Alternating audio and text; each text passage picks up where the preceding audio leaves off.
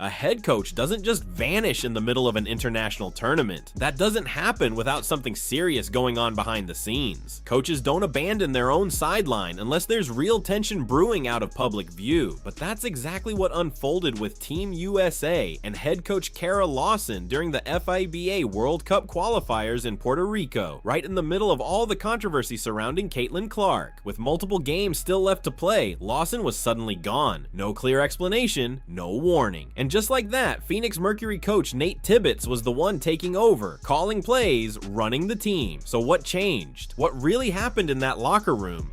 Or in those private conversations we're not hearing about? Because when you look closer, the situation gets even more confusing. Coming into the tournament, there was clearly a plan in place, and that plan didn't revolve around Caitlin Clark. It limited her. The most electric player in women's basketball wasn't even starting. In fact, she came off the bench in most of the games. Think about that for a second. In her debut, Clark played limited minutes and still shattered 5 FIBA records in a single game. She recorded the highest assist total ever by a Team USA player making their debut in a qualifying match. Records that had been untouched for years were wiped out instantly. And the response? She was sent right back to the bench in the next game. Meanwhile, the offense moved at a completely different speed than what Clark thrives in. It was slow, methodical, built around half-court sets with veteran guards controlling the tempo. Every possession dragged deep into the shot clock. It was controlled, but it wasn't dangerous. And yes, there's a philosophy behind that. Stephanie White,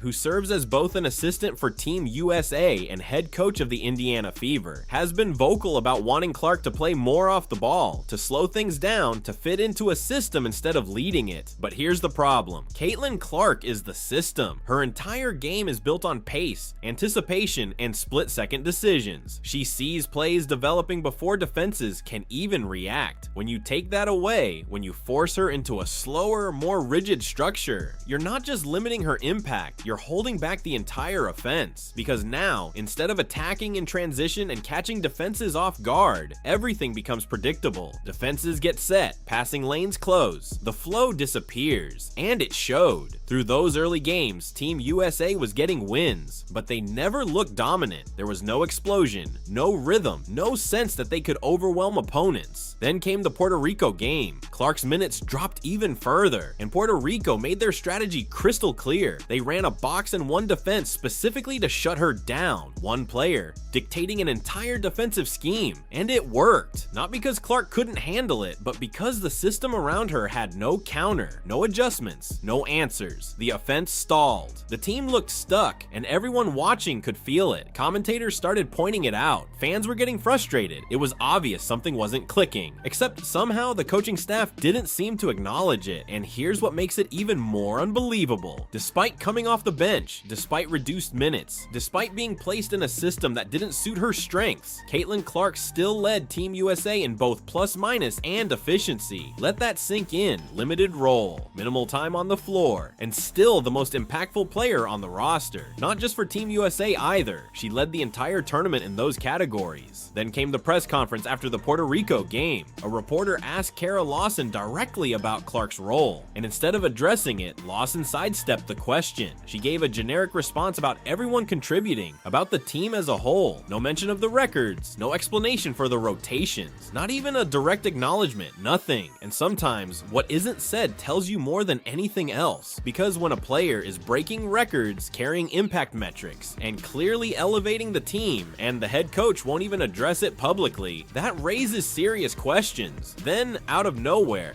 everything changed. Game 3 tips off, and Kara Lawson isn't there. No announcement, no presence on the bench, no leadership from the sideline. Instead, it's Nate Tibbetts standing there, running the show, calling timeouts, drawing up plays like he's been in charge all along. And just like that, the story takes a turn no one saw coming. There was no statement from USA Basketball, no press release, no explanation about personal reasons or scheduling issues, nothing at all. One moment Kara Lawson is on the sideline, and the next, she's just gone.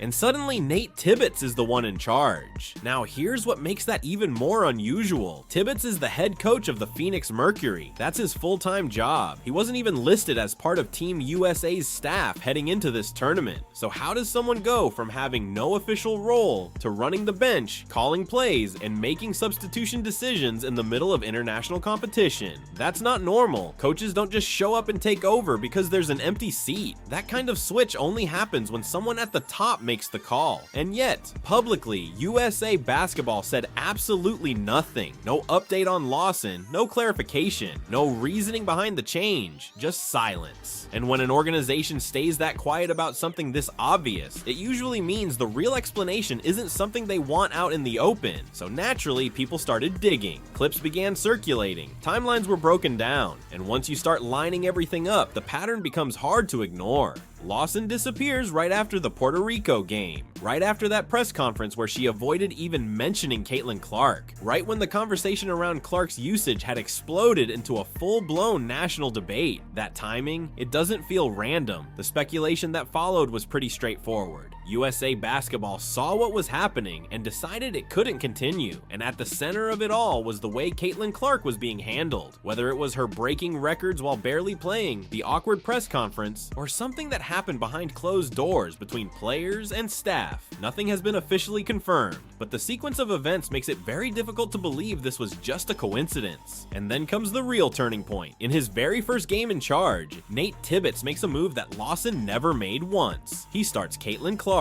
That's his first decision. Clark enters the starting lineup, and Team USA responds by blowing out New Zealand by 55 points. 55. Clark plays 23 minutes, puts up 14 points and 6 assists, and doesn't commit a single turnover. But the stats only tell part of the story. The entire offense looks different. The tempo picks up, the spacing improves. Clark is pushing the ball in transition, creating opportunities before the defense can even get set. Teammates are getting clean, early looks instead of forcing late clock shots. Everything just flows. One coaching change, one adjustment, putting Clark at the center of the offense. And suddenly the team goes from struggling against defensive schemes to completely overwhelming an opponent. That's not about talent. The roster didn't change. The players didn't magically improve overnight. The system did, because Caitlin Clark in a system that fits her strengths looks like a completely different player than when she's stuck in one that holds her back. And Tibbetts didn't dance around it afterward either. In the post-game press conference, he was clear about the approach. More guard-focused lineups, Clark alongside Kelsey Plum, Paige Buchers operating with space, the ball moving quicker, the pace increasing. He talked about Clark like a player you actually want leading your team, and that alone was a noticeable shift from what we had been hearing before. Now, let's be real. USA Basketball is never going to come out and say Lawson was removed because of how Caitlin Clark was being used. That's not how organizations operate, but actions speak louder than statements, and the very first decision Tibbetts made tells you exactly what they believed needed to change. Think about it like this: you take over a team mid-tournament, you've watched the film, you know exactly where things are breaking down, and one of the best playmakers in the game is sitting on the bench. What's the first move? For Tibbetts, the answer was simple. Start Clark. Put the ball in her hands. Let her control the game at her natural speed. No complicated adjustments. No slow transition. No hesitation. Just let her play the way she's built to play. And the result? Immediate impact. Against New Zealand, Clark steps in as a starter, plays 23 minutes, scores 14 points, dishes out 6 assists, and doesn't turn the ball over once. But more importantly, the entire dynamic shifts. From the opening minutes, she's pushing the pace, creating chances before the defense can organize itself. The floor opens up because defenders have to react to her instantly, and once that happens, everything else becomes easier for everyone on the court. Now, some people are going to push back and say, it's New Zealand. A 55-point win doesn't prove anything against real competition, but if you zoom out and look at the entire tournament, that argument starts to fall apart. Across all 5 games, Caitlin Clark led Team USA in assists, plus minus, and overall efficiency. Not just her team, every player, every country. Those numbers include every matchup, every situation, even the games where she was coming off the bench. So this isn't about one blowout or one weak opponent. The data tells a much bigger story. Then you look at how Nate Tibbetts adjusted the lineup. He put Clark in the backcourt alongside Kelsey Plum and Paige Buchers. 3 guards on the floor at the same time, all capable of handling the ball, creating plays, and making quick decisions. And teams had no answer for it. Against Italy, Team USA wins by 34, and for the first time in the tournament, the offense doesn't just look effective, it looks alive. There's energy, there's rhythm, there's personality, the ball is moving, the spacing opens up, and Clark is operating in her comfort zone, attacking in space, reading the defense in real time, and creating opportunities before anyone can react. That 3-guard setup represents a much bigger shift than just inserting Clark into the starting lineup. It's a complete change in identity, smaller lineups, faster tempo, constant movement, decisions being made on the fly instead of waiting for a set to develop. And that style works because of Clark. She's the engine behind it, the one who can push the pace without losing control, the one who can collapse a defense and deliver the right pass before help even arrives. When she's running the show, everything feels different. The offense breathes, it flows. Under Carol Lawson, the system was already defined, and Clark was expected to adjust to it. Slow the game down, play without the ball, stay within a structured framework. Under Tibbetts, it flips completely. Now the system is built around Clark's strengths: push the tempo, make quick reads, create for others, punish defenses the moment they hesitate. 2 completely different philosophies, and the scoreboard reflects that difference loud and clear. By the time the final game rolls around, Clark is starting, leading the team in minutes, and the wins are coming in waves, 30, 40, even 50-point margins. At that point, the MVP discussion isn't even a debate anymore. And here's the number that really puts everything into perspective: 14 FIBA records in just 7 days. And most of that happened while she wasn't even starting. Think about how this tournament actually unfolded. Game 1, Clark comes off the bench, plays limited minutes, and still breaks 5 records in a single night. She sets the mark for most assists ever by a Team USA player in a qualifying debut. She rewrites records that had been untouched for decades. Team USA wins, but the offense never truly clicks. It's solid, but not overwhelming. Game 2, more of the same. Clark is still coming off the bench, the pace stays slow, and yet she continues to pile up historic numbers whenever she's on the floor. Then comes Puerto Rico, the turning point. Her minutes drop even more. The team struggles, and the whole thing starts to feel like a team trying to sprint while being held back. That's when everything changes. Tibbetts steps in, and suddenly, Game 3 looks like a completely different team. Clark is in the starting lineup against New Zealand. The offense runs through her, and the result? A 55-point blowout. Game 4 against Italy, same approach, now with Clark, Plum, and Buchers sharing the backcourt. Another dominant win, this time by 34. By Game 5, there's no more debate. Clark is the focal point. She's starting, she's playing the most minutes, and the lineup questions, gone. Because at that point, the production speaks for itself. When you look at the numbers, the impact, and the way the team performs with her in control, there's no denying it anymore. By the end of the tournament, Caitlin Clark wasn't just contributing, she was dominating every major category for Team USA. She led the team in minutes played, total points, 2-point shooting percentage, free throws made and attempted, assists, plus minus, and overall efficiency. And it didn't stop at the team level. Across the entire tournament, every roster, every country, Clark ranked number 1 in both plus minus and efficiency. At just 22 years old, she became the youngest player in FIBA qualifying history to win MVP. And here's the part that's almost hard to believe. She did all of that while coming off the bench in most of the games. So naturally, one question stands out above everything else. What would those numbers look like if she had been starting from the very beginning? What if Nate Tibbetts had been in charge from Game 1 instead of stepping in midway through? Because what Clark accomplished in a limited role is already historic. If she had been given full control from the start, we might be talking about a performance that doesn't even have a comparison. But her impact went far beyond the box score. This tournament shifted attention globally. Viewership numbers jumped, sponsorship conversations changed.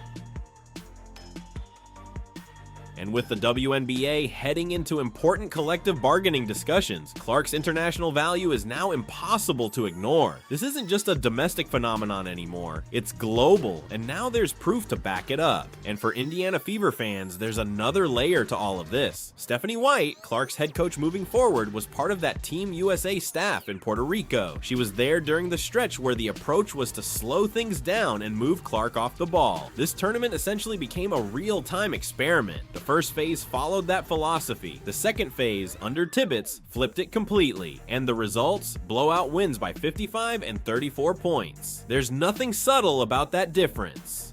Every fan who questioned how Clark was being used, they had a point. Every analyst who looked at the numbers and said something didn't add up, they were right. And that mid-tournament coaching shift, that was USA Basketball acknowledging the issue, without ever having to say it publicly. 14 FIBA records, a tournament MVP, and a head coach who quietly disappeared in the middle of it all. That combination doesn't happen by accident. And the bigger picture, Caitlin Clark is only 22. She's just getting started. Now she's heading into a full WNBA season in Indiana, where, for the first time, she'll be the undisputed centerpiece. Kara Lawson is out, the records are set, and the youngest MVP in tournament history has officially arrived. Meanwhile, Indiana's coaching staff just got a front row seat to what happens when you don't build around a player like Clark. Stephanie White saw it unfold in real time, so if you watched this entire situation play out and felt like your concerns were justified, you're not alone. The fans saw it, the numbers proved it, and eventually USA Basketball adjusted to it too. Now the question is, what do you think? Did Kara Lawson mishandle Caitlin Clark's role? Drop your thoughts in the comments below. Don't forget to like, subscribe, and turn on notifications so you never miss what's coming next. Check out the next video on your screen, and I'll see you there.